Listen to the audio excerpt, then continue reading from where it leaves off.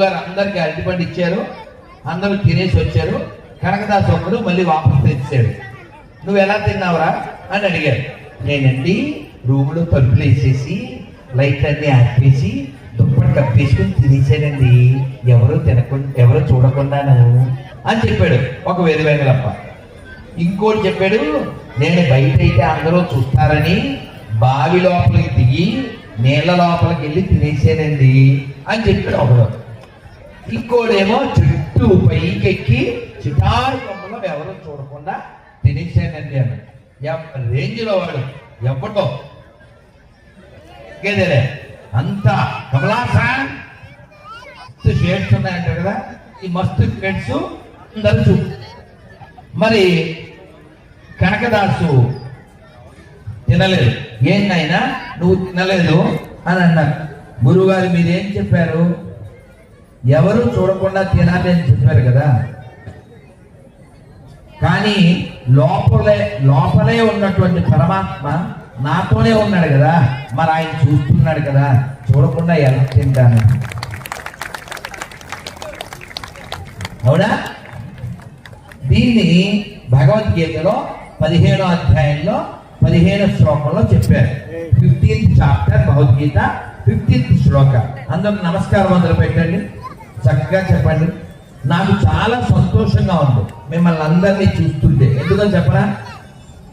మీ అందరికీ బుద్ధి ఉంది, మీ అందరికీ శ్రద్ధ ఉంది.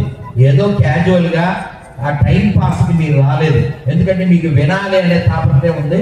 నేను ఒక్కడిని చప్పట్లు కొడితే సరిపోదు, మీకు మీరే చప్పట్లు కొట్టుకోండి. ఈ చప్పట్లు మీకే. ఎందుకంటే ఈ లోకంలో చాలా మంది టైం పాస్ గాళ్ళు ఉంటారు, కానీ టైం పాస్ అయిన తర్వాత మనం పాస్ అయిపోతామనే ఇంగితం కలిగిన వాళ్ళు కొద్దిమందే ఉంటారు. అటువంటి వాళ్ళు మీరున్నారు, చాలా సంతోషం. నమస్కారం మొదలు పెట్టండి. కృష్ణ పరమాత్మ చెప్పారు, మీరందరూ కూడా భగవద్గీతలో 1, 3, 5, 10, 20 సెలెక్ట్ ఖచ్చితంగా నేర్చుకోండి. ఎందుకంటే శ్లోకం వలన శోకం పోతుంది. ఏం పోతుంది? అదో దాన్నే ఇంగ్లీష్ లో చెప్తాను నేను. If you learn A Shloka you never get any శోక. దెన్ లైఫ్ ఇస్ కేక, అదర్వైజ్ యమల్ కట్ యువర్ పేక. అర్థమైందా లేక? అర్థం కదా బాలరాకాశి నాన్న. ఈ పిల్లల కోసమే కదా అమ్మ నాన్న కష్టపడేది.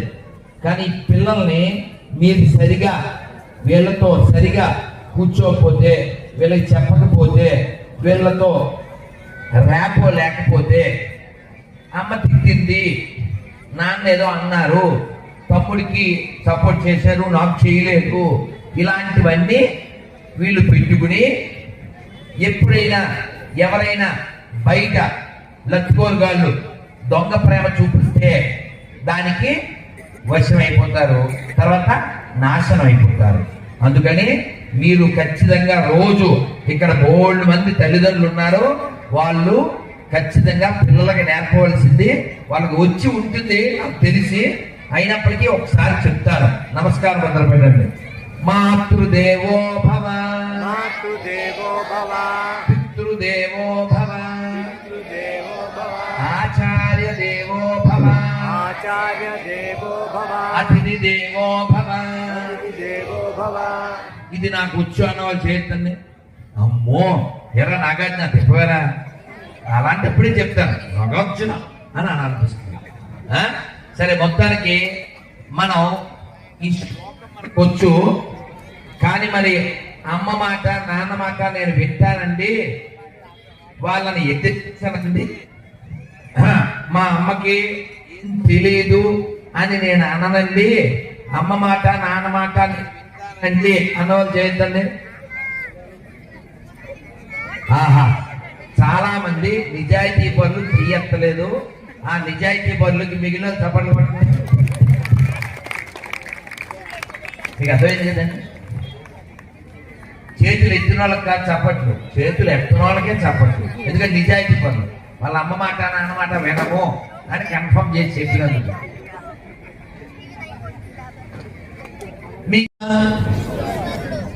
ఈశ్వరుడని అబద్ధం చెప్పకండి సంగతి. మనందరికీ ఈగోయే ముఖ్యం, ఈశ్వరుడు తర్వాత. నేను ఎవడో తెలుసా నీకు? నేను ఎవడనుకున్నావు? రారా మా బస్తికి రారా చూసుకుందాం.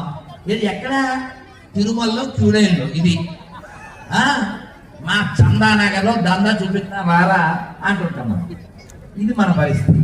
సో ఎవరికాడికి ఈగోయే, చిన్న చీమకే ఈగో ఉంటుంది. ఇక దేవతలకి రాక్షసుడు ఉండదా? రాక్షసుడు దేవతలు. విష్ణుమూర్తి అన్నాడు, మేము ఆ ఏళ్ళ తరపున మాట్లాడుతూ మేము తల వైపు పట్టుకుంటాం అన్నాడు.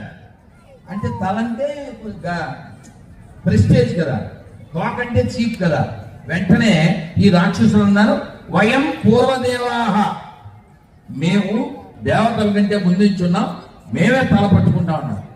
అమ్మయ్య అనుకున్నారు దేవతలు. ఎందుకో తెలుసా? తోక పట్టుకుంటే ప్రమాదం ఉండదు, తల పట్టుకుంటే దాని నోట్లోంచి సెగలో, పొగలో, నిప్పులు, అగ్ని కీలలు, విషం అన్నీ వస్తాయి. వీళ్ళతో మనం ఫస్టే మేము తోక అంటే మేము కేక అంటారు. అందుకని అలాంటి వెధవలతో అలాగే ఉండాలి, తెలివిగా. ఏది వద్దో అదే ముందు చెప్పాలి. అలా తెలివిగా మొత్తానికి దేవతలు అమ్మయ్య అనుకున్నారు. సరే మీరు పెద్దోళ్ళు కదా, అన్నయ్యలో మీరే తల పట్టుకోండి అన్నారు. వాళ్ళకి తల వైపు ఇచ్చారు, వీళ్ళకి తోక వైపు తిప్పుతున్నారు. హైలెస్సా హైలెస్సా హైలెస్సా హైలెస్సా అని తిప్పుతున్నారు. అటు రాక్షసులు, ఇటు దేవతలు. కొద్దిసేపు తిప్పేసరికి మునిగిపోయింది. ఏం మునిగిపోయింది? మందర పర్వతం మునిగిపోయింది. మునిగిపోతే ఇప్పుడు కంప్లైంట్ ఎవరి దగ్గరికి? మళ్ళీ ఎవడ సలహా చెప్పాడో వాడికే వెళ్ళిపోయారు. అంతే, స్వామి మునిగిపోయిందన్న. ఇది తప్పదుగా మరి. మొదలు పెట్టాక చపాతీ పిండి సగం కలిపి అలాగా మనమేమో చపాతీ పిండిలు మనం చేస్తామని చెప్తాం, ఉండలు మనం చేయగలం. చపాతీ చేయమంటే ఒకటి బంగ్లాదేశ్, ఒకటి అమెరికా, ఒకటి రష్యా, ఒకటి పాకిస్తాన్. గుండ్రంగా రాదుగా, మరి ఉండైతే చేయగలం. ఇలా తిప్పుతాం. అమ్మ అంటది, మీకు చెప్పేం చూశారు బుద్ధిగా తప్ప అని చక చేసేద్దాం అమ్మ. అది కూడా ఏంటి, కట్లిపోయింది కదా. సో అలా ఈయన సరే తప్పదు అని ఈయన ఆ రెండో అవతారం, మూడో అవతారం ఏంటది? ఎత్తి దాని కింద బ్యాలెన్స్ కోసం దాని తన వీటి మీద పెట్టుకున్నారు, చిలకడం ప్రారంభించారు. మీకు తర్వాత తెలుసు ఆ యొక్క పాల సముద్రంలోంచి ఏమేమి వచ్చినాయి. అమృతం రావడానికంటే ముందు ఏమొచ్చినాయి? ఒక 5 చెప్తావమ్మా. కామధేను, లక్ష్మీదేవి, చంద్రుడు, ఆలాహలం, అమృతం.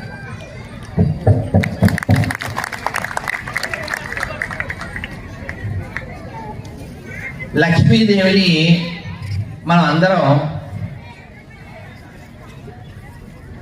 భగవంతుడు విష్ణువుని తండ్రిగా, లక్ష్మిని అమ్మగా భావిస్తాం.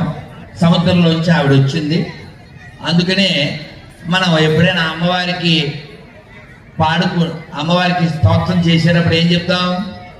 లక్ష్మీం క్షీర సముద్రరాజతనయా శ్రీరంగధామేశ్వరీ దాసీభూత సమస్త దేవవనిత లోకైక దీపాంకురా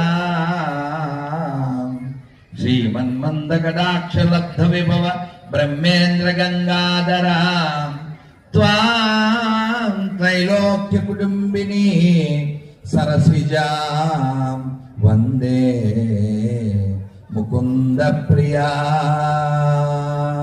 వందే ముకుంద ప్రియా. బోలో లక్ష్మీ వెంకటేశ్వర భగవానికి. అయితే లక్ష్మీదేవి కంటే తర్వాత వచ్చింది. ముందు ఎవరెవరు వచ్చారు? మొట్టమొదట హాలాహలం వచ్చింది. హాలాహలం వచ్చి లోకం అంతా మూర్ఛిల్లిపోతుంది. అప్పుడు విష్ణుమూర్తి అన్నాడు, ఇది స్వీకరించడానికి దమ్మున్నాడు ఒక్కడే ఉన్నాడు. ఎవరైనా? శివుడు కదా. ఆయన గురించి చక్కగా చెప్పారు కదా, ఎందరో చెప్పారు. మన తనికెళ్ళ భరణి గారు కూడా చెప్పారు కదా. ఏం చెప్పారు? నాలోన శివుడు గలడు, నీలోన శివుడు గలడు, నాలోన గల శివుడు నీలోన గల శివుడు ఒక కన్ను తెరవగలడు, నీ రెండు కళ్ళు మూయగలడు. నాలోన శివుడు గలడు, నీలోన శివుడు గలడు కదా. ఎంత బాగుంటుందో. ఆ శివుడికి అమెజానో ఫ్లిప్కార్టో మొత్తానికి పార్సిల్ పంపించేశారు. పార్సిల్ పంపించేస్తే ఆయన వాళ్ళ ఆవిడని అడిగాడు. వాళ్ళ ఆవిడ ఎవరు? పార్వతీదేవుడు. పార్సిల్ వచ్చింది, మరి ఓపెన్ చేద్దాం అంటే ఓపెన్ చేస్తే వచ్చింది విషం. లోకంలో ఉన్న విషం అంతా అక్కడ ఉంది. మరి పారు తీసుకోమంటావా అన్నాడు. ఆవిడ మామూలు సామాన్య గృహిణి కాదు కదా, ఆవిడ మహా ఇల్లాలు, లోకమాత కదా. మామూలు పిల్లం అయితే చాలావయ్యా ఊళ్ళో అన్నీ నీకే కావాలి అన్నాడు ఏమన్నా, అంతే కదా, అంతే కదా. కానీ పార్వతీదేవి ఏమో తెలుసా? మింగెడు వాడు విభుండని మింగెడిది గరణమని మేలని ప్రజలకు మింగమనెను సర్వమంగళ మంగళ సూత్రమునెంత మది నమ్మినదో. ఏమన్నా అర్థమైందా? మింగెడి వాడు విభుండని, మొగుడు మింగుతున్నాడు. ఏంటది? విషం. మింగెది గరళం, సరళం కాదు గరళం. మేలని ప్రజలకు, లోకానికి మేలు జరుగుతుంది, పర్వాలేదండి తీసుకోండి, లోకానికి మంచి జరుగుతుంది. లేకపోతే మా అన్నయ్య పంపిస్తాడప్పా అసలు ఈ టైంలో చెప్పు, అందుకని మా అన్నయ్య పంపించాడు అంటే లోకానికి మీరు మేలు చేస్తారు, మీరు తోపు, మీతో తీసుకుంటాను నేను స్నాప్, యూ డోంట్ స్టాప్ అని చెప్పి మీరు తాగండి. ఎందుకంటే నా మంగళసూత్రం చాలా గట్టిగా ఉంది, నా మంగళసూత్రం గట్టిగా ఉంది, మీరు తీసుకోండి అని. ఇప్పుడు చాలా మంది భార్యలు మొగుడు చల్లగా ఉండాలని ఆ మంగళసూత్రం ఫ్రిడ్జ్లో పెడుతున్నారు, కొందరు అయితే ముత్తూట్లో ఎక్కడో పెడుతున్నారు, నాకు తెలియదు. వేసుకోవట్లేదు తెలుసా? మంగళసూత్రం అప్పుడు ఒక్కసారే తీయాలి, ఎప్పుడు చెప్పకూడదు, అప్పుడు ఒకసారి తీయాలి. వీళ్ళు అసలు వేసుకుంటేగా తీయడానికి. అసలు పెళ్లి జరుగుతుందా? పెళ్లి ఎవరు చేస్తారు మామూలుగా? పంతులుగా పెళ్లి చేయాలి.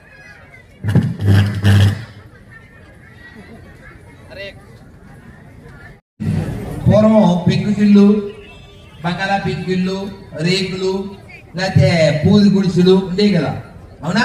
పెంకుటింట్లో ఉన్నాము పుట్టేమో అన్నది ఎవరన్నా ఉంటే చేస్తాను. మా బ్యాచ్, అమ్మో మా బ్యాచ్ బాగానే ఉంది, డాబా బ్యాచ్ కాదు, బొమ్మరిల్లు బ్యాచ్, రైట్.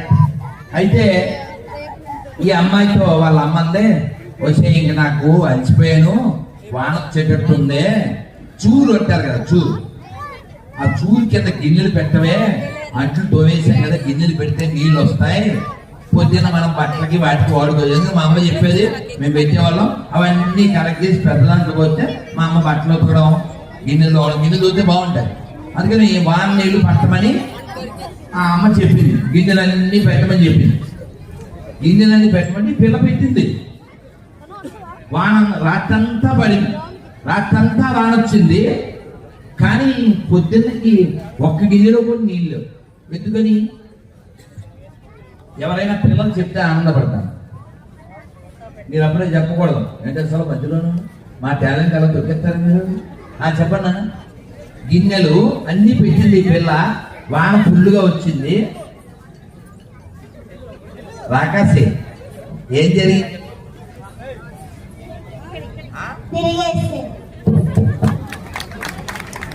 అర్థమైందా నీకు? అట్టు తిరగేయాలి, కానీ ఇది ఏం చేసింది? గిన్నె తిరగేసింది. వాన రాత్రంతా వచ్చింది, ఒకడంతా వాటర్. అలాగా మనం కూడా ఎన్ని చెప్పినా అసలు లోపలికి వెళ్తే కదా మనలో మార్పు వస్తుంది. అలాగా వీడు పట్టుకున్నాడు, వీడియో తీసేవారంటే మీరేగా పట్టుకోమన్నారు,